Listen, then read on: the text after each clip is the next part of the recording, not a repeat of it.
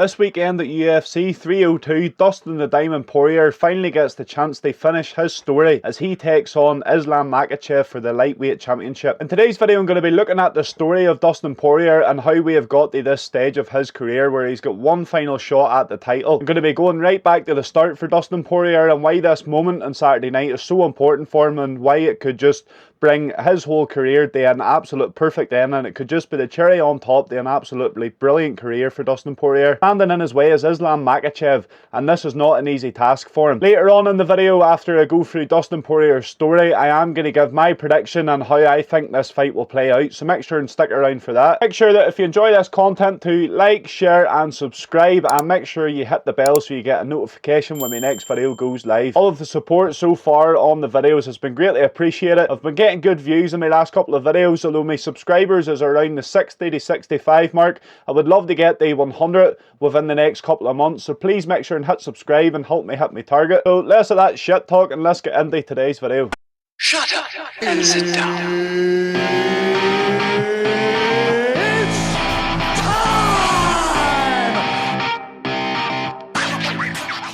Dustin Poirier was born in 1989 and he grew up in a pretty rough neighbourhood in Louisiana. Due to the environment in the neighbourhood, Dustin Poirier would get into fights quite often, and this led him to starting boxing at just the age of 7. This is quite similar to a lot of professional fighters who do grow up in the hood in these rough areas in America, and this is what leads them to start boxing. They start learning how to defend themselves, so they learn a martial art. Dustin Poirier was already known by the age of 10 around his local area for being a boxer and for fighting in the street. In middle school, at age 10, Dustin Poirier faced legal consequences and had to stand in front of a court because he broke another kid's jaw. The kid whose jaw he broke was 15 years old at the time, so Dustin Poirier was only 10, 5 years younger than this other kid, and he was already breaking guys that was 5 years older than him. He was breaking their jaw, and he did face legal consequences for this. I think he had to go into juvenile prison for a while, or he might have just escaped it, but he did face legal battles and did have to go to court because of this. After some time of just doing boxing, Dustin Poirier realised that another really effective martial art is Brazilian Jiu-Jitsu. He then started training this, and this allowed him to transition into MMA. He joined the Gladiator MMA Academy and trained under ex-UFC fighter Tim Kruder. Dustin Poirier would start his amateur MMA career by winning 2 belts at 155 pounds, so in the featherweight division, and he also won an 8-man tournament in Iowa. It was after this that his coach Tim Kruder gave him the nickname The Diamond, and the reason for this was because of his resilience and how he performed under pressure, and he could not be broken in the same way that a diamond can. So this is where the nickname Dustin The Diamond Poirier came from. And after a pretty successful amateur career, Dustin Poirier decided to turn pro, and he quickly mustered up a 7-0 record fighting in pro shows around Louisiana and around the south of America. Got some footage here of Dustin Poirier back in his younger days, which I think is quite nice. Picture me right when I started training. I was probably about 200 pounds in that picture. Big transformation. Look way different, man. People that haven't seen me since I looked like that, they're like... Dustin Poirier at 200 pounds, that is absolutely crazy to me. The fact that he fought in featherweight not long after this, but fighting at 200 pounds, that would mean he'd be a middleweight. He would have to cut down to make middleweight if he was still 200 pounds. Don't even notice me sometimes. He's finally found what he's been looking for all of this time. I know that he has been waiting his whole life to climb up something and put his hands in the air, because he did it the best. He's been waiting all this time to get his arm raised and they say that he's the best at something. This is Dustin Poirier's chance on Saturday night. If this doesn't show how significant this will be for Dustin Poirier's story, the fact that his mum all these years ago was talking about how he dreams of having his hand held high and been called the winner and been called the best at something, this shows how incredible this moment will be if Dustin Poirier can get it done on Saturday night. This guy was made for fighting, and fighting was made for him. He is one of the veterans of the sport and an absolute legend, and it would be unbelievable to see him get the job done. After a good start to his pro career, Dustin Poirier would make a big jump up in level and he would sign for the World Extreme Cage Fighting Organisation. He made his debut for WEC back in 2010 and he actually suffered a loss. It was then only 1 year later in 2011 when a little company called the UFC decided to buy over the WEC, and the rest is history, as they say. This is where Dustin Poirier's UFC career starts. Not long after, Dustin Poirier makes his UFC debut and he picks up a win against Josh Gritzby. He then went on to win another 3 fights that year, and the most notable being a win against a 20-year-old Max Holloway who was making his UFC debut at the time. Let's just watch that fight back now. But you can see here already, Dustin Poirier, he gets the armbar and the triangle at the same time,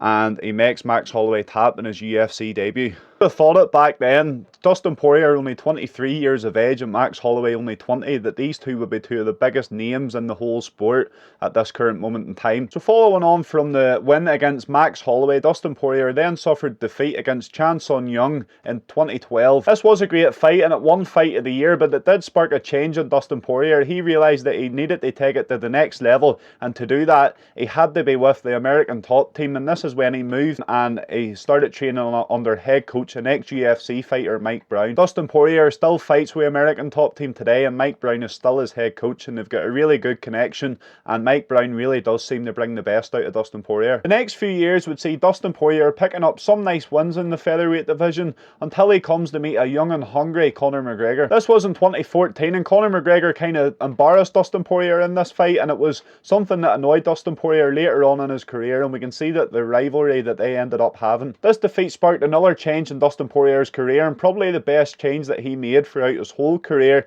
He decided to move up from featherweight to lightweight. The coming years would see Dustin Poirier go from strength to strength in the lightweight division, beating some of the best names in that weight class. Within the space of a few years, Dustin Poirier had beat Bobby Green, Jim Miller, Anthony Pettis, Justin Gaethje and Eddie Alvarez, just to name a few. This run then led him to getting a shot at the interim title against, again, his former foe Max Holloway. Dustin Poirier goes out and has a really good performance against Max Holloway in this night and wins a unanimous decision. For Dustin Poirier to have beaten Max Holloway twice in his career just shows the level that he is at. This was Max Holloway's first time stepping up to lightweight, and this was a fight that people was using to show that Max Holloway wouldn't be good at lightweight when he stepped up against Justin Gaethje there for the BMF. But this just shows how good Dustin Poirier is. The fact that he's beat Max Holloway twice in his career. Khabib then returns and he fights Dustin Poirier to unify the division. Khabib obviously came out on top, and Dustin Poirier, he didn't really look as if he had a chance in that fight. He did nearly land the guillotine, which I'll discuss later on in the video, but Khabib just looked levels above Poirier, to be honest, and he ended up winning a unanimous decision. Dustin Poirier then went on to have a great win against Dan Hooker. This was a brilliant fight,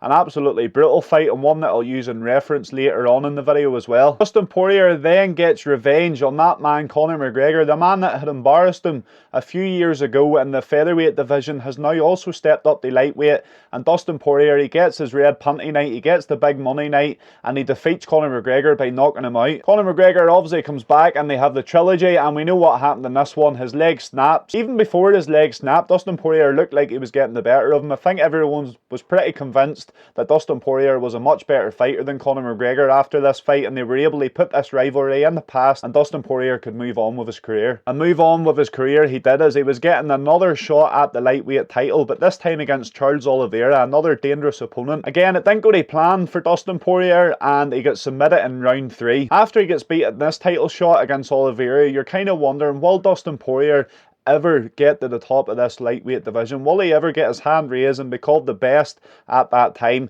in the way that his mum said that he wanted to all them years ago? Will this ever happen? This was twice the opportunity has slipped away from him now, and you're left wondering, is that the last time you'll see Dustin Poirier fight for a title? Dustin Poirier then bounces back pretty quick and beats Michael Chandler. Again, what an unbelievable fight this was. Back and forth brawl. Dustin Poirier takes the back of Michael Chandler and chokes him out. Again, this was, I'm not sure if this got fight of the year, I can't quite remember, but it was definitely up there. An unbelievable fight. What a scrap this was. So after that there, typical of Dustin Poirier's career, he gets a real good win like that over Michael Chandler, and then it's a bit of an embarrassing one next as he gets put up to fight for the BMF title. The perfect candidate for the BMF title is Dustin Poirier, but on the night he was fighting for it, he gets head kicked by Justin Gaethje and dropped like a complete piece of shit. About a minute gone by round 2. Dustin Poirier got folded like a set of step ladders in that fight, and it was really, really tough to see this. And this time you really are left wondering, is this the end for Dustin Poirier? Where does he go from here? But knocked out cold like this, and especially at the stage of his career that he's at, how can Dustin Poirier bounce back from this? But bounce back he did. The motherfucking diamond, Dustin Poirier, managed to do it. He gets matched up against Benoit Saint Denis. I done a prediction for this video and I says there's no way Dustin Poirier is going to win this fight. Benoit Saint Denis, the up and coming star, he's just too good. He's too good everywhere for Dustin Poirier.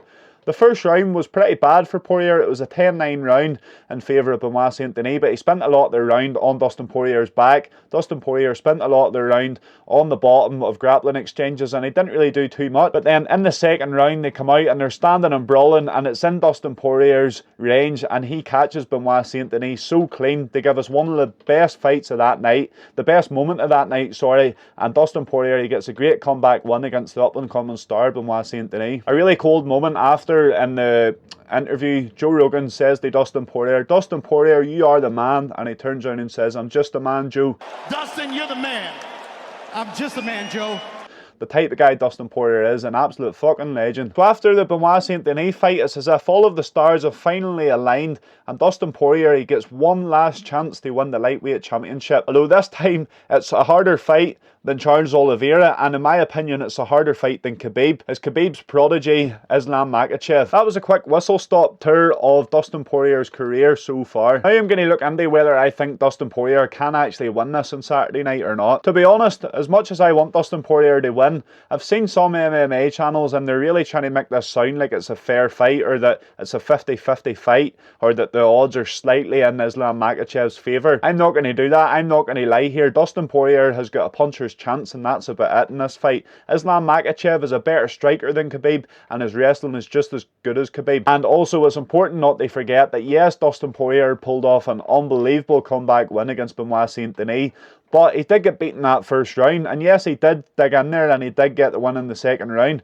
but I just don't know, he really did not look good in that first round. And obviously the fight before that was the Justin Gaethje one where he got knocked out by a head kick. So bar that 1 minute that we seen Dustin Poirier come back and win against Benoit Saint Denis, in his last two fights we haven't really seen him fight that well. So again, that makes it even more incredible if he can do this on Saturday night. MMA Maz doesn't all add up, but if it did add up, it doesn't add up to Dustin Poirier's favour. Two fights I mentioned earlier, Dustin Poirier, he got defeated by Charles Oliveira in his second title shot, and he also had a great fight against Dan Hooker, which was a great back and forth brawl. But Dustin Poirier, he did make hard work of that fight. He wasn't able to put Dan Hooker away or anything like that. Islam Makhachev, against these two same fighters, he submitted Charles Oliveira in the first round to win the lightweight championship, and before that he also submitted Dan Hooker in the first round as well. If Dustin Poirier can keep this on the feet, he does have a chance. Dustin Poirier is really good at changing stances. 1 minute he'll be standing in an orthodox stance and he'll throw that right hand and he'll step with it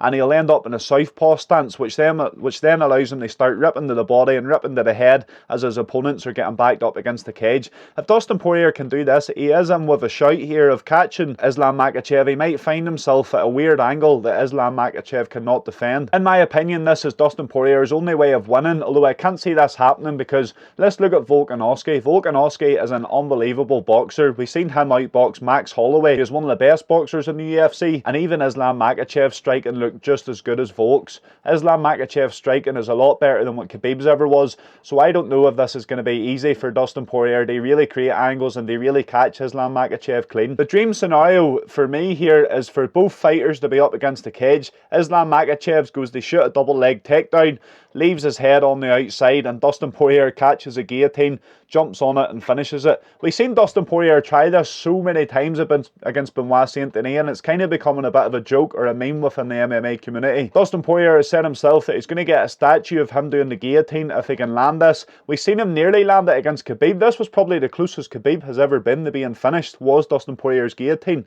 So it is possible, it might happen, but Islam Makhachev, if there's anyone in this world that's going to shoot a takedown and know how to defend against the guillotine, it is Islam Makhachev. It's such a traditional thing, it's such a beginner thing to happen when you shoot a takedown. The only thing you really have to avoid is getting caught in a guillotine or try and stop them sprawling, but there's not much you can do about a sprawl. But you can avoid the guillotine, and this is what Islam Makhachev is going to be focusing on anytime he shoots a takedown. So it's time for my official prediction for this fight then. I have predicted Islam Makhachev round 3 or round 4 rear naked choke. It just worries me how often we see Dustin Poirier give his back up in other fights. We've seen him do it in the first round against Benoit Saint the knee. We've seen him do it so many times before. Michael Chandler, he done it against him too.